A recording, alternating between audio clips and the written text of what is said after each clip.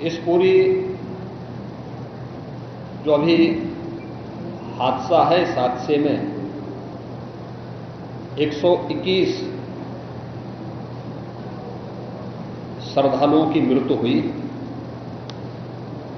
जो उत्तर प्रदेश के साथ साथ हरियाणा,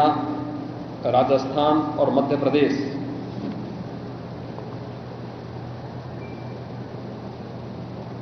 से भी जुड़े हुए थे। उत्तर प्रदेश में हाथरस,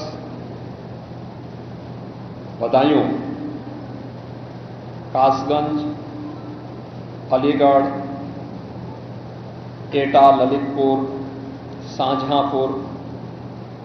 आगरा, फिरोजाबाद, गौतम बुद्ध नगर, मथुरा, औरैया, बुलंदशहर, पीलीभीत, संभल और लखीमपुर खीरी, इन 16 जनपदों के भी कुछ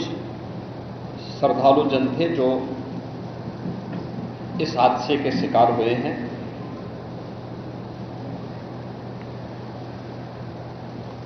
121 में से 6 मृतक ऐसे थे जो अन्य राज्यों से थे, जिनमें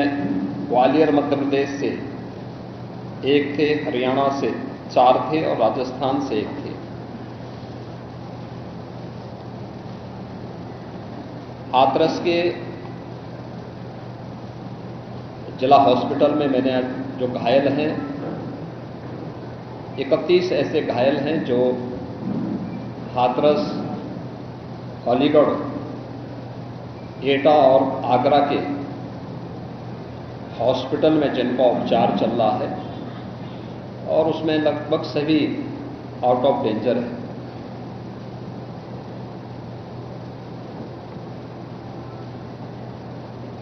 हादसे के बारे में जो वहां के चश्मदीद हैं, जो इस घटना के शिकार हुए थे, गंभीर रूप से घायल हो गए थे, उनमें से ज्यादातर जो लोग हैं जिनसे आज मैंने बातचीत भी किया है, वे सभी इस बात को बोलते हैं कि हादसा कार्यक्रम के उपरांत जब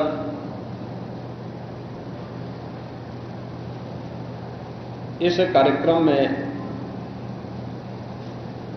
जो सज्जन वहां पर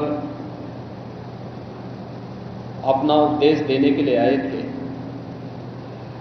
उनका कार्यक्रम या उनकी कथा संपन्न हुई तो कथावाचक के मंच से उतरने के बाद जीटी रोड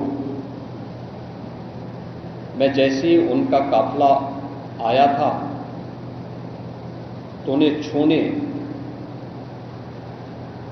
के लिए जब महिलाओं का एक दल उधर बढ़ा तो उनके पीछे पीछे भीड़ गई, और इसी के बाद वे एक दूसरे के ऊपर चढ़ते गए। सेवादार भी लोगों को धक्का देते रहे, जिसके कारण दोनों ओर, जीटी रोड के दोनों ओर और जीटी रोड के अंदर भी ये सब हादसा वहां पर होता हुआ दिखाई दिया। इसका सबसे दुखद पहलू यह था कि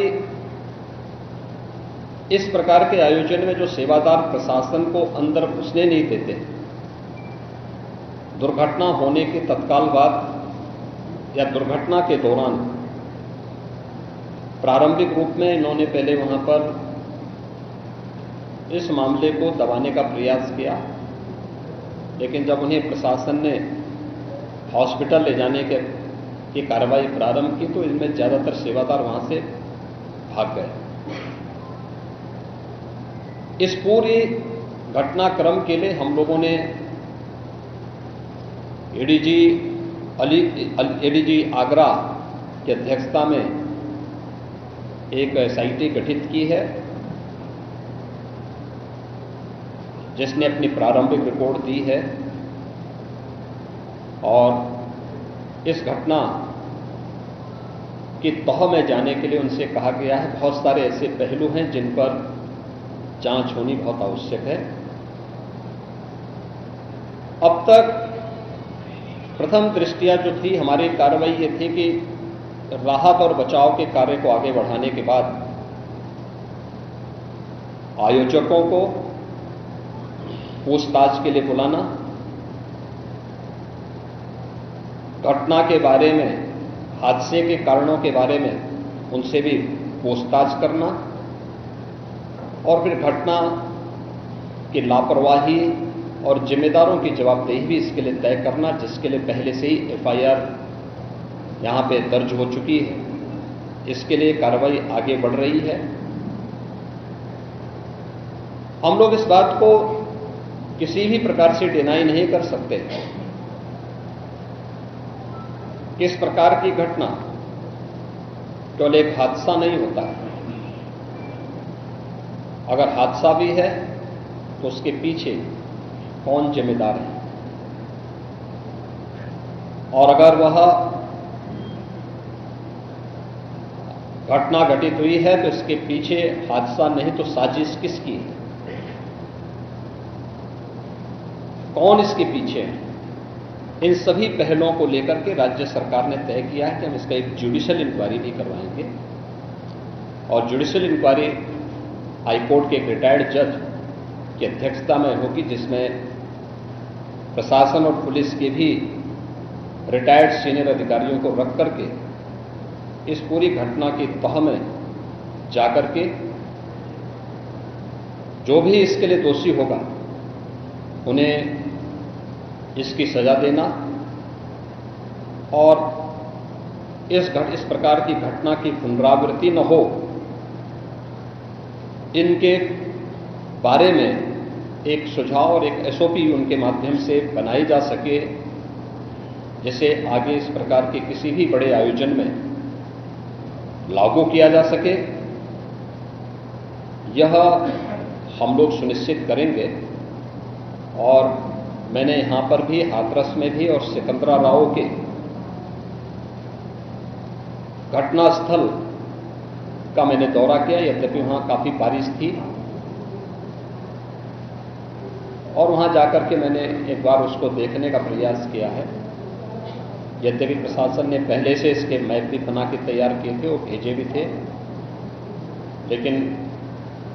हादसे के कारणों की प्रारंभिक व्यवस्था देखी जा सके, इसको देखने के लिए वहां पर मैं स्वयं गया था। और हमारे 3 मंत्री यहां पर कल से ही कैंप कर रहे थे। मुख्य सचिव और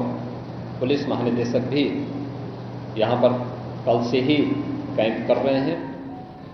सीनियर अधिकारीगण भी यहां पर पुलिस और प्रशासन के अधिकारीगण यहां पहले से ही कैंप करते हुए इस पूरी घटना के लिए जिम्मेदारों की जवाबदेही तय करने की भी दिशा में आगे कार्रवाई की जा रही है, जिसमें कुछ विशेष दल बनाए गए हैं, जिनमें अलग अलग जनपदों में उनकी कार्रवाई अब प्रारंभ होगी और प्रारंभिक जांच के बाद आगे की कार्रवाई को हम लोग आगे बढ़ाने का कार्य करेंगे। यह यहाँ की घटना के बारे में था और जुडिशियल इंक्वायरी के बारे में आज ही इसके नोटिफिकेशन शासन के द्वारा भी जारी हो जाएगी।